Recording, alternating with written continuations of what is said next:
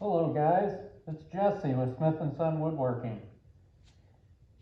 I'm going to show you today how to stain in 2 easy steps. What you want to do first is get you some 180 grit sandpaper, sand the wood down where it's nice and smooth. Then you want to get you some microfiber cloths. You can get these from Walmart or any big box store. You want to get some stain. I recommend Rust-Oleum without polyurethane in it. I found that this works a lot better and goes on a lot smoother. The color looks so much better too.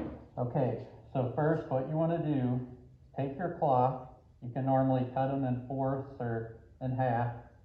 They're 12 by 12 microfiber cloths. But anyways, cut them in half, wad them up like this, dip it in your stain. Just want to get it on the very tip. You can soak it up pretty good. Then you want to apply it to your wood. Don't be afraid to put a lot on it. You want to get all the cracks and crevices.